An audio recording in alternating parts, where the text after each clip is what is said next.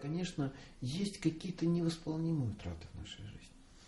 Вот недавно мне пришлось консультировать одну девушку, у которой погибли оба любящих родителей в автокатастрофе. Вот. И она говорит, вот мне очень помогало то, что я в контакте с другими верующими людьми находилась. Но как только оставалась в комнате одна, возникал провал. Мама была лучшая подруга. С отцом совершенно чудесные отношения. Вот. И у меня был вопрос, за что? Вот один из вопросов, который волнует многих современных людей, да, вот за что такие страдания? Говорит, родители верующие, и я тоже к Богу иду. Такая атмосфера чудесная. За что? Я говорю, знаешь, на вопрос, почему существует зло, почему существуют такие трагические ситуации, есть казуистические, софистические ответы, но ни один ответ не является удовлетворительным. Почему дети от лейкемии умирают? Нет удовлетворительных ответов. Единственное, во что я верю, что Христос умирает, живет и умирает в каждом человеке. Потому что каждый человек – это Вселенная. В каждом человеке живет Бог. И все бремя человеческих страданий Бог разделяет с нами.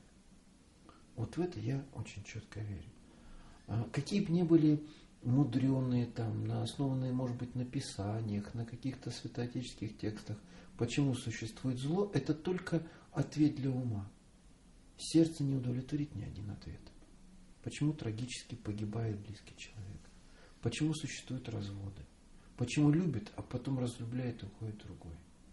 Единственный момент, что мы можем сделать и как можем служить в этих ситуациях людям, это просто быть рядом.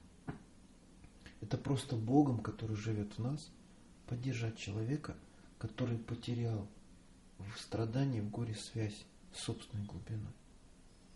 Помнится, митрополит Антоний Сурожский, я очень люблю ссылаться на него, рассказывает о том, как его попросил человек умирающий, когда тот еще был врачом, еще не был митрополитом, сопроводить его.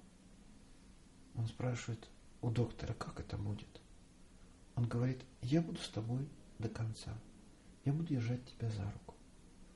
Какое-то время мы еще можем говорить. Потом ты будешь слышать меня, но я буду продолжать говорить с тобой. Потом ты уже перестанешь меня видеть. Потом ты будешь только осязать мое прикосновение. А потом ты как будто бы уйдешь из этого мира. Но в этом пути из этого мира я буду солидарен с тобой до конца, я буду рядом. И вот этой солидарности с человеком, в чем бы он ни был, в каком бы, может быть, даже грехе не находился, грехе или смерти, тяжелом обстоятельстве очень не хватает современным людям.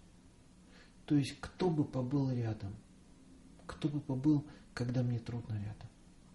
Но побыть – это просто одно. Мы знаем, как тяжело сострадать.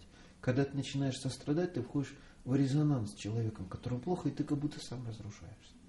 Но ты стань источником. Ты скажи, Господи, не я сам по себе, но Ты во мне. Сострадай, люби и просто теки, как река. Просто наполни этого человека, живущего во мне, через меня, чтобы пространство и царство было больше.